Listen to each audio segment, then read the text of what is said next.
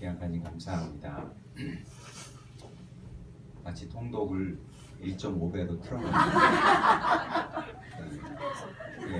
몇 배속으로 틀어놓은 듯한 느낌이어서 늘 들어왔던 거라 익숙해지는데 너무 아쉽잖아요. 또 이렇게 시간이 짧은 관계로 좀 막 빨리 하는 걸 보니까 너무 아쉬웠는데 한 이렇게 간증간증마다 참 우리가 하나님께서 우리를 어떻게 인도해 가시고 이끌어 가시고 이루어 가실지를 기대하고 소망하고 기도하게 됩니다. 오늘 하나님께 주신 말씀 보도록 하겠습니다. 하나님께 주신 말씀은 창세기 37장 18절에서 24절 말씀입니다. 창세기 37장 18절에서 24절 말씀 보도록 하겠습니다. 함께 읽겠습니다. 18절부터 24절 시작. 요셉이 그에게 가까이 오기 전에 그들이 요셉을 멀리서 보고 죽이기를 피하여 서로 이르되 꿈꾸는 자가 오는구나. 자, 그를 죽여 한 구덩이에 던지고 우리가 말하기를 악한 짐승이 그를 잡아먹었다 하자. 그의 꿈이 어떻게 되는지를 우리가 볼 것이라 하는지라.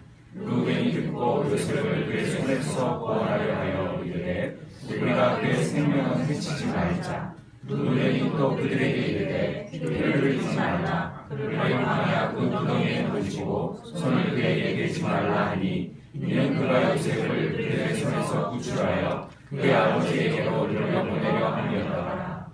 요셉이 형들에게 이르매 그의 형들이 요셉의 옷 곧 요셉의 벗기고 그를 잡아 구덩이에 던지니 그 구덩이는 빈 것이라 그 속에 물이 없었더라. 아멘.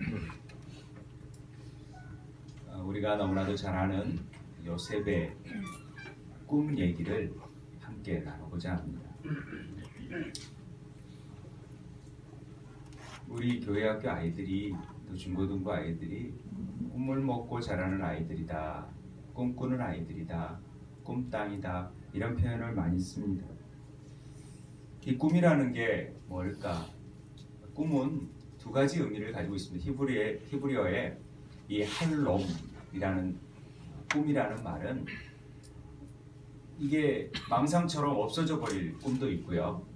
그러나 하나님이 계시해 주거나 하나님이 미리 지금은 보이지 않지만 미리 보여주셔서 그 일이 되어질 것을 나타내 주시는 하나의 계시, 비전, 환상이라고도 할 수 있습니다. 여기에서 지금 요셉의 꿈을 얘기할 때는 우리가 비전, 환상, 꿈 이렇게 보는 게 좋을 것 같습니다. 여러분들은 꿈이 있으셨습니까? 어떤 꿈을 가지고 사셨습니까? 학창시절에 어떤 꿈을 가지고 살아오셨습니까?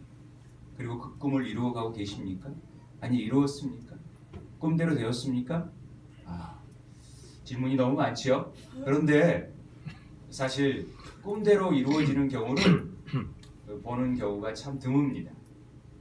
나는 이렇게 해보겠다 그랬는데 점점 또 꿈이 바뀌어지잖아요. 대통령에서 좀 낮은 걸로 점점 이렇게 변화되어 가는 것을 보게 되는데요. 요셉의 꿈을 통하여서 우리의 꿈이 뭔지, 우리가 정말 무엇을 꿈꿔야 되는지를 함께 살펴볼 필요가 있습니다. 사실 요셉의 꿈처럼 이렇게 자칫 오해되는 말씀도 없습니다. 왜냐하면은 이 꿈을 가지고 여러분 설교를 많이 들어보셨잖아요. 요셉에 관한 꿈 설교. 그래서 야 우리도 이런 꿈을 꾸자. 그리고 이런 꿈을 꾸면은 반드시 하나님께서 그 꿈을 이루어 주셔서 애국의 총리가 되게 하실 것이라는 그런 어떤 설교를 들어보셨을 거죠. 그러면서 나도 꿈을 꿔야겠다 이런 생각을 하셨을지 몰라도 사실 하나님은 요셉에게 꿈을 줌으로 말미암아 하나님의 꿈을 요셉을 통하여서 보여주기 원하셨던 것입니다. 요셉의 꿈이 아니라 하나님의 꿈이었다라는 것이죠. 그러니까 하나님께서는 꿈이라는 걸 통하여서 계시를 통하여서 하나님의 일하심을 계속해서 나타내고 있다 보시면 되는 것입니다. 오늘 41장 바로의 꿈 얘기가 나오는데 여기는 안 나와 있지만은 오늘 읽으면서 바로의 꿈은 한 가지다. 그것이 하나님이 하실 일을 나타내 보이시는 일이다. 이렇게 되어 있더라고요. 그러니까 꿈 자체가 하나님이 하실 일을 보여주시는 거예요. 꿈 자체가. 그러니까 우리가 꿈꾸는 것이 아니라 하나님이 주신 비전을 얘기하는 겁니다. 요셉의 꿈이 아니라 하나님의 꿈이라는 것을 말씀드리고 싶습니다. 그래서 우리가 보통 직업을 갖잖아요. 나는 어떤 교사가 되겠다, 어떤 과학자가 되겠다, 또 어떤 정치인이 되겠다, 학자가 되겠다, 스포츠맨이 되겠다, 예술가가 되겠다. 그런데 하나님이 그 일에 관심이 있으실까요? 여러분이 뭐가 되는 거에 관심이 있을까요? 전혀 관심이 저는 없을 거라고 생각합니다. 하나님의 관심은 하나님의 꿈에 있는 것이지 우리의 꿈에 있는 게 아니라는 것이지. 우리가 비록 정말 야구를 잘해가지고 야구 선수로서 크게 이름을 날릴 것처럼 살았는데 어느 날 갑자기 부상을 당해서 그 꿈이 어렸을 때 가졌던 정말 거기에 온 힘을 다하여서 쏟았던 그 꿈이 한순간에 허물어질 수 있으면 이게 뭐지? 라고 생각하는데 하나님은 그 꿈과 그 꿈에 대해서는 별 관심이 없어요. 하나님의 꿈이 그 안에 있는지 없는지를 보는 거죠. 하나님의 비전이 그 안에 여전히 살아있기 때문에 우리는 그 일에 대해서 실망할 필요도 없다라는 것을 먼저 말씀드리고 싶은 것입니다. 제가 월리엄 페더라는 사람이 쓴 글을 우연하게 읽다가 이게 우리의 삶과 굉장히 비슷하겠다라는 생각이 들었습니다. 어떤 얘기가 쓰여져 있냐면요. 어떤 사람이 길을 가다가 우연히 어렸을 때 우연히 길을 가다가 돈 $5를 주었다라는 것이죠. $5를 주면서 와 이게 웬일이야 횡재했네 이런 생각을 했답니다. 그리고 이것이 야 이렇게 지나가다가 돈을 줄 수 있구나 생각하면서 그의 삶을 늘 땅만 바라보는 삶으로 바꿨습니다. 그래서 항상 언제나 가면서 길에 땅을 바라보면서 살았다라는 것입니다. 그러니까 일생 동안 길에서 물건을 줍는데 사용되었던 시간 속에서 단추를 29,519개, 머리핀을 54,172개, 그리고 수천 개의 동전을 많이 주었다고 합니다. 그것을 줍느라고 하늘을 볼 기회가 없었어요. 아름다운 꽃이 피고 계절이 바뀌는 것을 느끼지를 못했다라는 거죠.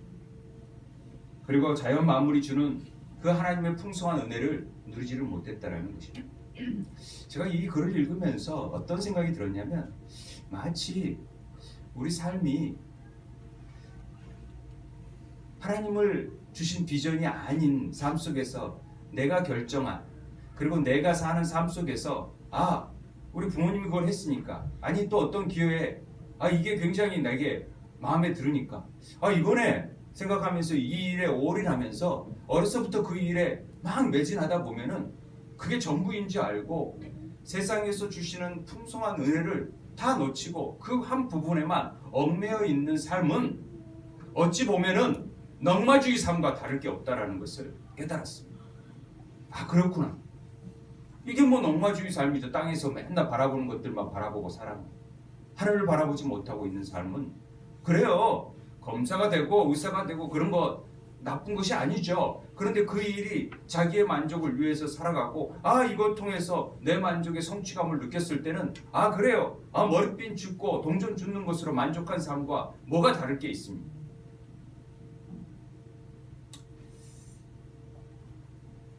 어떤 꿈을 가지고 성실하게 일하는 것에 대해서 제가 토를 달거나 시비를 걸고자 하는 것이 아닙니다.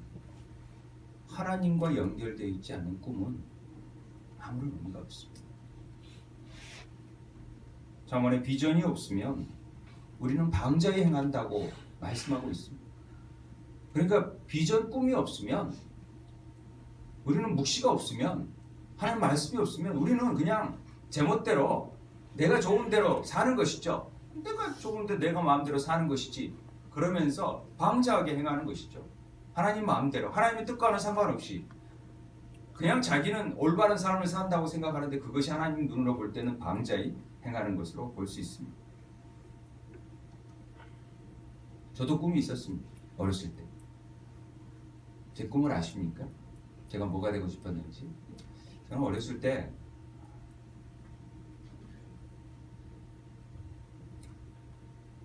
이렇게 교사가 되면, 교수가 되면 참 좋겠다. 가르치는 일이 참 좋아 보였어요. 근데 선생을 굉장히 그 당시에는 이렇게 선생 있는 분들한테 죄송합니다. 쫌팽이처럼 되게 이렇게 좁다 이런 얘기를 막 하시는 거예요. 그래서 선생, 교사 굉장히 좋은 것 같은데 그런데 왜 그걸 마다하지? 그래서 제가 바꿨어요. 그러면 내가 좀 뭘 만드는 걸 좋아하니까 건축가가 되면 참 좋겠다. 그러면서 난 설계 이런 쪽, 또 매형이 그거 하니까 또 그런 쪽에 관심을 막 갖게 돼서 나도 설계를 해볼까? 이런 생각을 했어요. 그러다가 그런 것보다는 내가 이 건강에 관심이 있으니까 한의사가 되면 참 좋겠다. 또 한의사. 근데 제가 문과를 가게 됐어요. 문과를. 그러니까 이거하고는 좀 거리가 먼데? 요즘은 그런 과가 별로 의미가 없지만 그때는 저희 때는 그런 게 있어서. 그래서 대학을 지나가다 보니까 그럼 뭐하지? 보니까 또 형님이 외교관 되래요. 외교관 하면 좋겠대요. 그래서 그럼 외교관 해야겠다. 그리고 이제 외대를 가게 됐죠. 거기 가면 이제 외교관이 되는데 좀 특화되어 있어서 좋다고 그런 정보를 얻고 그래서 외교관이 되면 좋겠다. 이러다가 하나님을 만나는 순간 제 꿈이 완전히 다 박살나 버렸어요. 아무것도 아니게 저를 아주 비참한 구덩이 속으로 던져버리시더라고요. 마치 추락하는 것은 난리가 없다. 친구들 관계도 다 끊어버리고 수리 쪽으로 하나님이 인도해 주셨어요. 모든 관계를 끊어버리고 왜 그랬는지 몰라요. 그러면서 방황하다가 완전히 이 수유리 바닥으로 나아져서 아무것도 바랄 수 없을 때 그때 하늘을 보는 거죠. 땅을 바라보는 인생이 아니라 하늘을 바라보기 시작하니까 그때부터 하나님께서 제게 소망을 적으시죠. 너는 아무것도 아니야. 네가 뭐 잘나고 네 힘으로 뭔가를 하려고 하는 것 자체가 아무것도 아니라는 것을 가르쳐 주셨어요. 그러면서 교회 학교 교사를 하게 하시더라고요. 얼마 되지도 않았는데 교회 학교 교사를 하래요. 그래서 교회 학교 교사를 했어요. 성가대 찬양을 하면서 막 이렇게 노래도 하고 싶었는데 노래하게 하셨어요. 그리고 이제는 사람을 치유하는 한의사보다도 더 나은 의사가 되게 만드시더라고요. 그리고 하나님이 건축가를 하래요. 건축을 성전을 지으래요. 그래서 건축가가 되게 하시고 그러면서 또 하나님 나라의 대사처럼 하나님 나라의 일을 이 땅에 대변하고 선포하는 일을 하라고. 그래서 제 꿈들이 다 이루어지는 것 같아요. 하나님 안에서. 그러니까 이런 것들이 하나님 안에서 만나면 새롭게 변화되는구나. 바울이 그렇듯이 이 세상에서 배설물로 여겼던 것들을 하나님이 다 그것들을 배설물로 여기지 않고 살리셔서 다 일들을 이루시는 것을 보면서 이게 우리에게 참 중요하겠구나.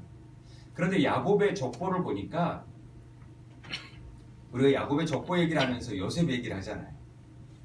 제가 이렇게 설명을 했지만 밴드에서 야곱 족보를 얘기하는데 누구를 낳고 이렇게 나와야 되는데 요셉의 얘기를 막 하는 거예요. 그러면서 보니까 이것들이 이 족보라는 톨라토트라는 말 자체가 예수 그리스도의 계보를 설명할 때까지 나타나는 모든 일의 서막이다 이렇게 표현합니다. 이 말 자체는 이 족보라는 자체는 그러니까 야곱의 족보가 야곱을 향한 꿈이 아니라 요셉을 향한 꿈이 아니라 야곱의 얘기가 아니라 요셉의 얘기가 아니라 이것은 예수 그리스도 하나님의 얘기고 하나님의 계보고 예수 그리스도의 계보라는 것을 우리에게 가르쳐 주셨던 말씀이 있어요. 그러면서 이삭이 야곱에게 한 축복을 떠올리게 했습니다. 그게 27장 28절 29절 다 읽었던 말씀이잖아요. 한번 다시 읽겠습니다. 시작. 하나님은 하늘의 이슬과 땅의 기름짐이며 풍성한 음식과 포도주를 그에게 주시기를 원하노라. 만민이 너를 섬기고 열민이 내게 굴복하니 내가 형제들의 주가 되고 내 어머니의 아들들이 내게 굴복하며 너를 저주하는 자는 저주를 받고 너를 축복하는 자는 복을 받기를 원하노라. 아멘. 이게 누구의 축복이었어요? 누가 누구에게 한 거예요? 이삭이 야곱에게 한 겁니다. 에서를 하려다가 속여가지고 야곱이 받은 거라니까요. 그런데 여기에 자세히 보면은 내 어머니의 아들들이 내게 굴복하고 어머니의 아들들? 내가 형제들의 주가 되고 형제가 뭐 몇 명이나 있다고 형제들이라고 얘기하는 거예요. 에서하고 야곱 딱 둘이잖아요. 안 그래요? 그렇죠. 지금 야곱의 축복이 요셉의 축복 같지 않아요? 어머니들의 주가 되고 뭐 이렇게 얘기하는 거 보면은 형제들이 내게 절하고 막 이런 것들 보면은 이게 왜 야곱의 성취되어질 일들 속에서 왜 요셉의 사건들이 보이지? 그러니까 이 축복이 야곱의 축복이 아니라 요셉의 축복이라는 거죠. 그런데 요셉의 축복이 아니라 결국은 누구를 얘기하느냐? 오늘 창세기 37장 6절 10절은 요셉이 꾼 꿈을 얘기하는 거예요. 어떤 꿈을 꿨느냐? 우리 잘 알잖아요. 어떤 꿈을 꿨습니까? 어떤 곡식단이 일어나가지고 자기 곡식단이 있고 당신들의 형제들의 곡식단이 있는데 다 곡식단이 절을 했다라는 거죠. 그리고 또 꿈을 꾸었는데 해와 달과 11별이 절하라 했다. 꿈을 두 번 꿨다라는 것은 오늘 바로 꿈에서도 두 번 꾼 것 자체가 뭐냐면은 확실하게 하나님이 그 일을 하겠다라는 약속의 표현이라는 표현을 이 꿈을 해석하면서 요셉이 하지 않습니까? 그러니까 꿈을 두 번 꿈으로 인해서 이 일은 확실하게 일을 이루겠다라는 하나님의 약속입니다. 그러니까 10절에 야, 너 그런 꿈을 네가 뭐 아버지와 형들이 네 앞에 뭐 절하겠어? 그러면서 야단을 치죠. 야곱이. 그렇지만은 야곱이 마지막에 그의 아버지는 그 말을 간직했다. 이거 이상한 말이지만은 자기가 야곱이 베델에서 꿈을 꿨던 꿈속에서 만난 하나님을 그 계시를 받았던 말씀을 알고 있기 때문에 또 그 말을 다르게 두지 아니고 간직한 거예요. 간직한. 요셉이 총리가 되어져서 요셉 앞에 다 무릎 꿇습니다. 그럴 때 요셉이 그때사 그 꿈을 생각해 내지 않습니까? 그렇구나. 49장 2절인가 그렇잖아요. 그 얘기를 하잖아요. 그런데 49장에 보면은 이제 야곱이 축복하는 내용이 나와요. 누구를 축복하냐면 유다를 축복하는 내용이 나와요. 그 유다의 축복을 한번 보시죠. 8절에서 10절 말씀 다 같이 읽겠습니다. 시작. 유다야, 너는 내 형제의 찬송이 될지라. 내 손이 내 원수의 목을 잡을 것이요 내 아버지 아들들이 내 앞에 절하리라. 유다는 사자 새끼로다. 내 아들아, 너를 웅킨 것을 찢고 올라갔도다. 그가 엎드리고 웅크림이 수사자 같고 암사자 같으니 누가 그를 범할 수 있으랴. 그가 유다를 떠나지 아니하며 통치자의 지팡이가 그발 사이에서 떠나지 아니하기를 실로가 오시기까지 이르리니 그의 모든 백성이 복종하리로다. 여러 축복 기도의 공통점이 하나 있습니다. 그것이 뭐냐면은 절하다. 샤하라는 말은 스스로 무릎 꿇다라는 하나님의 섭리와 역사를 깨달은 체험에서 비롯된 어떤 행위 그리고 그 결과로서 하나님의 공의로움 앞에 그냥 모든 일에 자기의 뜻을 적고 납작 엎드립니다 라는 절하는 거예요.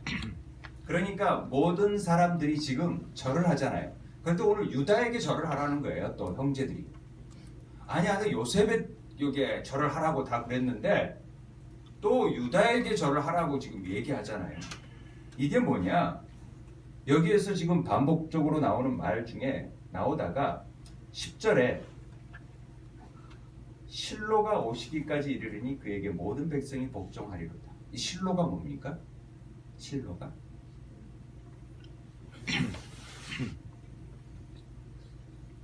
실로는 메시아라는 뜻입니다. 그러니까 예수님이 올 때까지 모든 사람이 결과적으로 지금 야곱의 꿈, 이삭의 꿈, 아브라함의 꿈, 이런 것들의 모든 요셉의 꿈, 이 꿈들이 다니엘의 꿈, 이런 것들은 다 하나님이 하시고자 하는 일을 나타내는 일이라는 것이죠. 우리의 꿈이 아니라는 거죠. 하나님이 반드시 이 일을 이루어내겠다라는 하나님의 비전이라는 것입니다. 하나님이 보여주시는 일이죠. 하나님이 계시해 주는 일이 이루어진다는 것입니다. 그 계시는 유다의 후손으로 오실 메시아 되신 예수 그리스도를 우리 앞에 보여주시겠다는 것입니다. 그리고 그 예수 그리스도 앞에 모든 이름이 그 이름 앞에 무릎 꿇게 되는. 그래서 우리가 천상에서 요한계시록 요한이 봤을 때 천상에서 모든 백성이 그 앞에 무릎 꿇고 예배드리는 모습이 보이잖아요. 하나님의 꿈이 바로 이거란 거죠. 진정으로 지금 모든 민족에 복을 주시고 모든 민족이 창대케 만들고자 하는 하나님의 계획하심은 모든 민족으로 하여금 다 하나님을 경배하고 엎드려 하나님을 예배하는 삶으로 만들겠다는 것이 하나님의 비전이라는 것입니다. 요셉의 꿈이 아니라 바로 예수 그리스도의 비전을 하나님께서 그 요셉의 삶 가운데 보여주신 것이죠. 그래서 요셉을 통하여서 요셉이 형제들한테 은 20냥에 팔려가게 만드시고 배반케 하고 많은 어려움 속에서도 결국은 애굽의 왕이 되셔서 애굽의 총리가 되셔서 결국은 야곱의 형제들을 다 구원케 하는 역사. 총리가 중요한 게 아니라 그 구원케 하는 역사를 이루기 위해서 하나님은 그저 요셉을 총리가 되게 하셨다라는 것이죠. 그러니까 그걸 요셉이 나중에 아는 거잖아요. 내가 대단한 게 아니다. 하나님이 이 일을 이루신 것이다. 그러니까 우리를 통해서 하나님이 이루고 싶어 하신 일이 뭔지를 알고 있어야 된다는 것입니다. 그러니까 우리 청년들에게 야망을 가져라. 그리고 꿈을 가져라. 비전을 이루어라. 세상 분야에서도 너희들이 앞장서서 그 일에 최선을 다하면 세상을 뒤바꿀 수 있다. 틀린 말이 아닙니다만 그 전에 철저히 자기 자신이 도저히 어느 하는 것도 자기의 힘으로 할 수 없다라는 것을 철저히 인식하고 자기를 부인하는 삶을 통하여서 십자가를 경험한 사람만이 이 하나님의 꿈을 움켜잡을 수가 있다는 것이죠. 그래서 이게 앞서고 혼동되거나 바뀌어져서는 안 됩니다. 먼저 꿈을 가지고 세상 거에서 잘 되고 잘 살고 잘 먹고 그래서 우리 그리스도의 향기를 드러내라? 아니야. 먼저 하나님을 만나자. 하나님 앞에 무릎 꿇자. 하나님의 비전을 깨닫지 못하면 절대 하나님의 일을 꿈꾸어낼 수가 없는 것입니다. 우리는 알게 모르게 세상의 것들에 휩싸여서 우리 자녀들을 세상의 니무롯으로 만들고 네피림으로 만들기 위해서 몸부림칩니다. 세상의 영웅이 되게 만들기 위해서 야 공부해라 너 잘해라 막 이렇게 꿈을 꿔가면서 그렇게 우리가 원하는 사람으로 만드는, 우리가 원하는 사람이 뭐예요? 좋은 직업 가져서 돈 잘 벌고 편안히 사는 삶을 꿈꾸기 위해서 부지런히 공부하라고 얘기하잖아요. 얼마나 이게 어리석은 일이에요. 멋진 예술가가 돼서 멋진 스포츠맨이 돼서 엄청난 부를 가져다 주니까 그거 열심히 해라. 그런데 한순간 팔에 힘줄이 끊어지면 끝이에요. 그러면 희망이 사라진 겁니까? 그게 아니라는 거죠.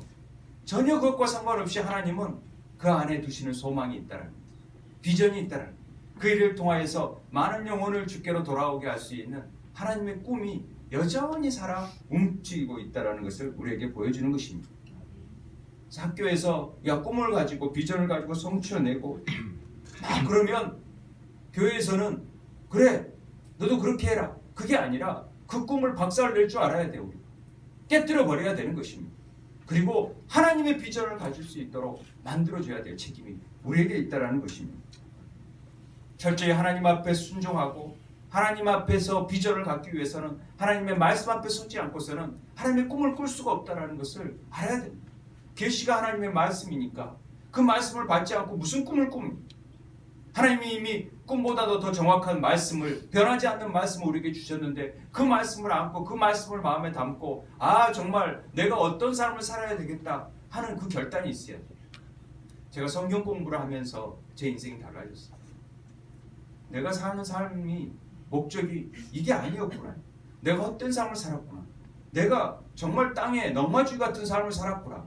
그러면서 하늘을 보기 시작하는 순간부터 하나님의 일을 위해서 나에게 직업을 주시고 내가 일할 수 있도록 하셨구나. 그래서 내가 이걸 가지고 하나님 일을 더 멋지게 해봐야겠다 하면서 사업을 하든 뭘 하든 불이 나게 복음 전도한다고 선교에 들어가가지고 전 세계를 돌아다니면서 다니다가 이제는 내가 복음을 직접 전하는 자가 돼야겠다라고 평신도 선교사로 결단하고 나아가려다가 아내가 신학하면 좋겠다 해서 신학을 하고 그러면서 다시 이 일을 하고 있지 않습니까? 우리가 말씀 앞에 서지 않으면 이 꿈을 발견해낼 수가 없는 것입니다. 요셉은 꿈을 꾼다라는 것이 자기 마음속에 들려있는 소리를 기울이지 않고 하늘에 들려오는 소리에 귀를 기울였다는 것입니다. 자기 자신이 이 세상에서 그 가치관이나 삶 속에서 이루어야 될 그 꿈을 보는 게 아니라 하나님이 주신 비전을 그가 움켜잡았다.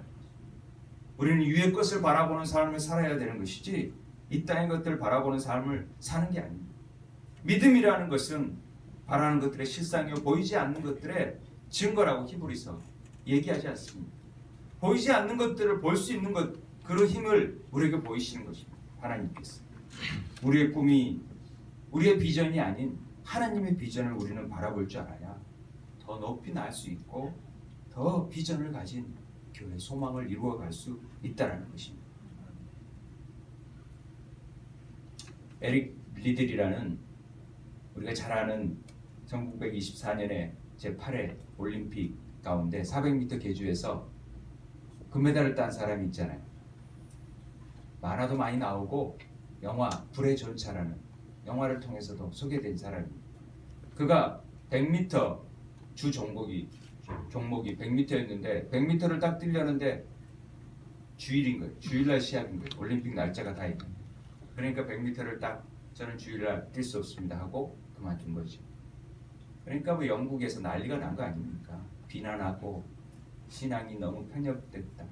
그런데 자기는 달리는 목적이 하나님이 주신 소명이라는 걸 깨닫고 열심히 달리기를 했는데 그건 있을 수 없다 하고 딱 그만둔 거 아닙니까?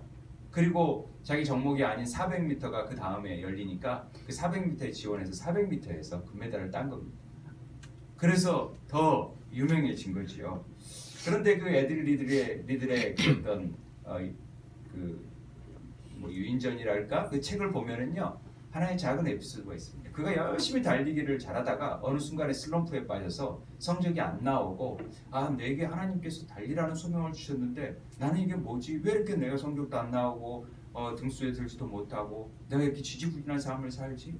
그러다가 어느 날 집에 들어가는데 할머니가 감자를 깎고 있더래. 그러면서 에릭이 굉장히 의기소침해 있는 것을 보면서 할머니가 한 말이 에릭아 네가 주 안에 있다면 이 감자를 깎는 일 자체도 의미가 있는 일이라.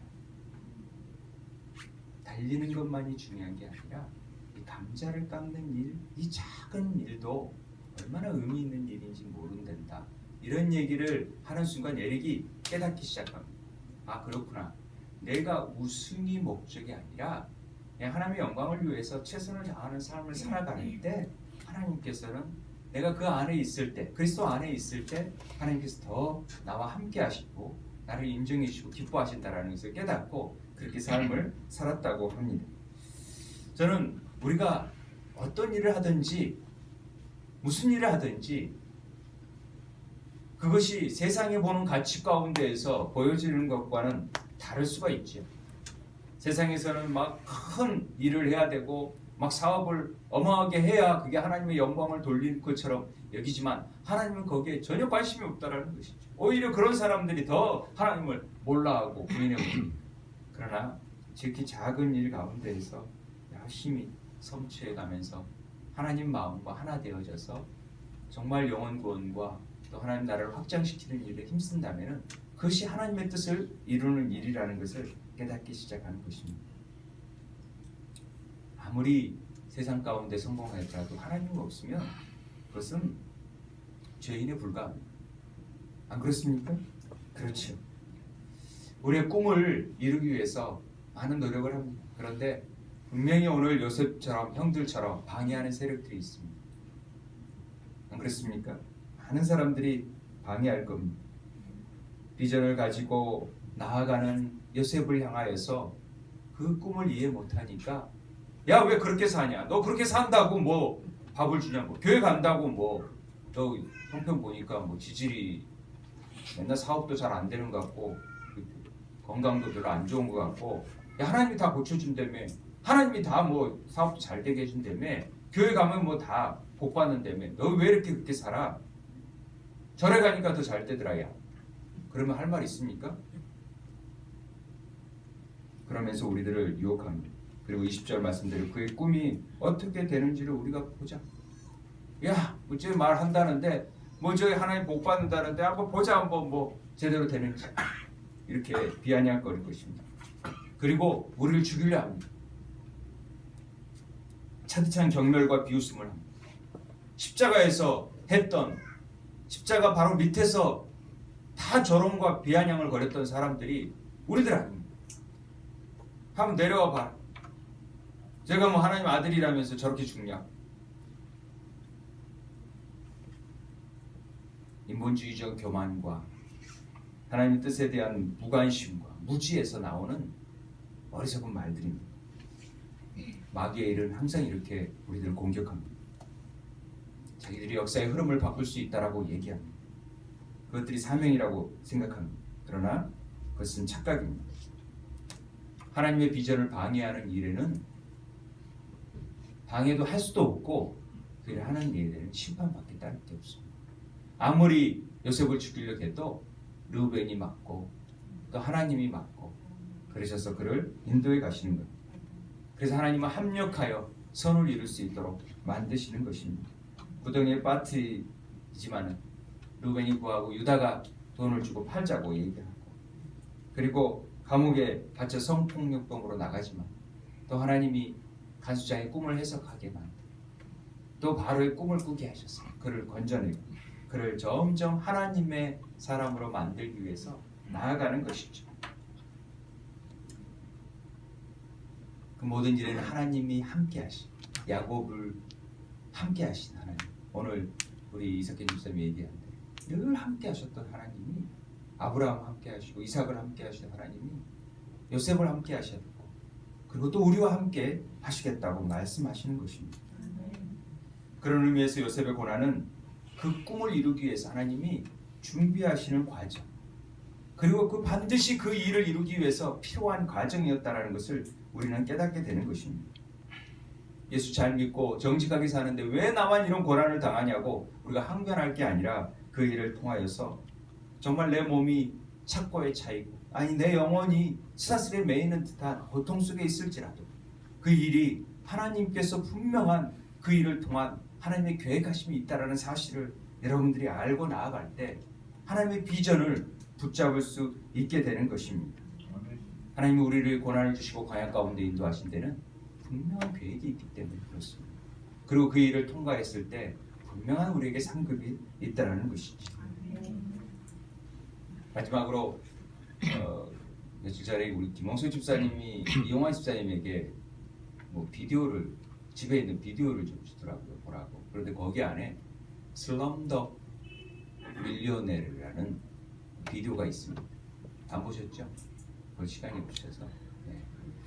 그 영화가 2008년도인가 아카데미상을 휩쓸었었어요. 근데 그 영화의 내용이 뭐냐면 이 자밀이라는 인도 소년이 쓰레기장에서 삽니다. 너무나 가난한 인도에서 가난한 낮은 계급에서 가난하고 그 쓰레기에서 주워 먹고 남 속여가면서 막 앵벌이하면서 벌고 막 그 친구들이랑 같이 그렇게 사는데 퀴즈쇼에 나갑니다. 퀴즈쇼에 나가가지고 다 맞추는 거예요. 다 맞추는 거예요. 그러니까 이제 마지막 결승전에서 남아있는데 조사가 들어가요. 이건 틀림없이 배우지도 못한 애가 저렇게 잘할 리가 없다 하고 부정했다라고 생각하고 막 고문도 하고 협박도 하고 너 어떻게 알았어? 누가 분명히 알려줬어? 누가 사인을 줬어? 막 이렇게 막 괴롭히는 거죠. 그런데 나는 내가 그냥 삶 속에서 지나온 과정 속에서 느꼈던 것 그걸 말했을 뿐이다. 예를 들어서 앵벌이 하는 친구가 있어가지고 걔랑 막 천신만고 끝에 또 돈을 가이드를 하면서 돈을 벌어가지고 딱 번 게 100달러였었는데 야, 이 100달러의 인물 속에서 이 일본 돈에 누가 이제 인도 돈에 누가 있는지는 전혀 모릅니다만은 그 100달러에 벤자민 프랭클린이라는 사람이 있다라는 것을 자세히 보게 되고 그래서 이런 사람처럼 돼야 된다라고 막 얘기하다가 보니까 그 문제가 뭐였냐면 100달러의 인물이 누구냐? 미국의 100달러의 인물이 누구냐? 이제 이렇게 나오는 거예요. 이게 다 우연적으로 다 자기가 겪어왔던 삶 속에서 나온 일들이 우연적으로 다 그 문제가 나오는데 그래서 제가 이 영화를 보면서 느낀 것은 우리의 삶 속에서 정말 보잘것없이 아무것도 할 일 없이 보여지는 일들 가운데 그 하나하나의 의미들이 나중에 정말 우리 하나님께서 우리를 평가하시는 일에 있어서 큰 시험대로 나타났을 때 그 문제의 답이 그 안에 있다라는 것을 가르쳐 준다라는 사실이죠. 그것을 깨우쳐 주기 위해서 이 영화를 만든 것이죠. 그러니까 우리 삶 속에서 보면은 우리의 삶 속에서 하나님께서 우리 삶 속에서 우연하게 보여지는 일이 아니라 우리가 지금 고난 겪고 어려움 당하고 또 팔려가고 쫓겨가고 또 그리고 막 여자친구랑 헤어지고 막 이런 모든 과정 속에서 느꼈던 지금 수많은 고통과 고난들이 언젠가 그것들이 하나하나 우리 삶 속에서 아름다운 그 경험이 또 놀라운 경험으로 돼서 하나님의 퀴즈쇼에서 나타났을 때 정말로 그 답을 줄 수 있는 그런 걸로 변화될 수 있다는 것입니다.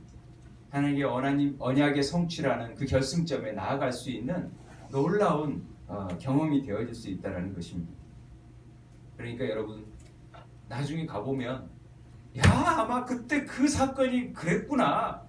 그래서 하나님이 그때 그 일들을 허락하셨구나. 그때 그 병을 허락하신 이유가 그거구나. 아 그래서 라고 알게 될 날이 올 것입니다. 아, 그때 그런 고난을 하나님이 그래서 나를 그렇게 겪게 하셨구나. 이걸 알게 하기 위해서 요셉이 총리가 되게 하기 위해서 그 수많은 고난을 통해서 그 기가 막힌 경험을 통해서 알듯이 우리의 어려움과 또 우리의 고난이 때로는 이해할 수 없지만 나중에 영광의 자리에 가서 하나님 그것이 아름다운 걸음으로 또 아름다운 하나님의 그 훈장으로 되어질 거라고 저는 믿고 있습니다. 그러니 좀 고난스럽더라도 조금 잘 견뎌내시고 하나님의 비전을 잘 움켜잡고 하나님을 바라보고 나아가는 그러면 언젠가는 하나님이 정말 영광의 자리에 우리를 앉게 하시는 그런 은혜가 있을 것입니다. 그러니 우리가 정말 예수 잘 믿고 살았는데 이 모양이라니 로또나 맞고 정말 세상처럼 잘 돼야 되는데 왜 나는 이 모양일까라고 생각하지 마시고 우리가 하나님 나라에서 왕노로 살 수 있다라는 분명한 사실을 왕같은 지상처럼 하나님이 높은 자리에 앉게 하신다라는 그 믿음을 가지고 십자가 안에서 오늘도 자기를 부인하면서 하나님의 비전을 이루어가는 하나님의 뜻이 무엇인가를 잘 보면서 나아갈 수 있는 그런 세움의 지체들 되길 바랍니다. 우리 옆 사람 바라보십시오. 하나님이 어떤 소망과 비전을 우리 옆 사람에게 가지고 있는지를 바라보시고 우리 자녀들을 바라보십시오. 하나님이 생명을 주고 그 자녀들을 향한 하나님의 계획을 가지고 있는데 여러분이 세상의 잣대로 자꾸만 평가해서 그를 비난하고 자꾸만 안 된다라고 얘기하고 자꾸만 무력화시키는 그런 일이 없게 되기를 바랍니다. 야곱 같은 험악한 삶을 살지만 우리 인생을 바로의 왕을 축복해버리는 그런 야곱의 삶이 또 요셉의 삶이 또 아브라함의 삶이 아니 그 모든 삶이 우리의 삶 가운데 험악한 삶을 살지만 너를 축복하노라 말할 수 있는 그런 자리에 하나님이 우리를 반드시 놓으실 거라고 믿습니다. 우리 함께 기도했으면 좋겠습니다. 하나님 우리에게 주신 비전 우리의 꿈을 이루어가는 것이 아니라 우리 자녀들에게 우리 자녀들 우리가 생각했던 꿈을 이루어가는 게 아니라 하나님의 비전을 이루어갈 수 있는 그런 자들 되게 해달라고 우리 함께 기도했으면 좋겠습니다. 아버지 하나님 하나님이 주신 꿈과 비전을 우리의 생각으로 제한하거나 또 우리가 함께 가름하거나 우리의 상황 속에서 판단할 일이 없게 되길 바랍니다. 하나님 우리를 더 놀랍게 이루시고 그리고 매 순간순간 어려움과 그 고통과 아픔 속에서도 그 꿈을 이루기 위해서 하나님 더욱더 우리와 함께 하시고 형통케 하시고 우리를 새롭게 하시는 은혜를 경험합니다. 매일매일 견디기 힘들지만 매일매일의 삶이 지겹고 어렵지만 그러나 그 일을 통한 하나님의 그 인내의 아름다운 열매를 맺기 위하여서 오늘도 우리를 채근하시고 강권하시고 함께하시고 형통케 하시는 은혜를 누리게 될 때 하나님 아버지 더욱더 그런 은혜를 누려감을 보게 됩니다. 하나님 아버지 그리스도의 피를 흘려서 구원해낸 우리의 자녀들 하나님 그들을 축복하며 그들의 삶에 예수 그리스도 놀라운 은혜가 임할 수 있게 도와주시고 하나님 아버지 더욱더 하나님 요셉처럼 야곱처럼 하나님의 뜻을 이루어갈 수 있는 복된 은혜가 내려주옵소서. 하나님 아버지 우리에게 주어진 꿈과 비전이 믿음 안에서 드러나고 성취되고 이루어지게 되길 원합니다. 분명 지금은 알 수도 없고 연약하고 깨닫지도 못하지만 그리스도 안에서 이루어질 일들을 믿음의 눈으로 바라보길 소망합니다.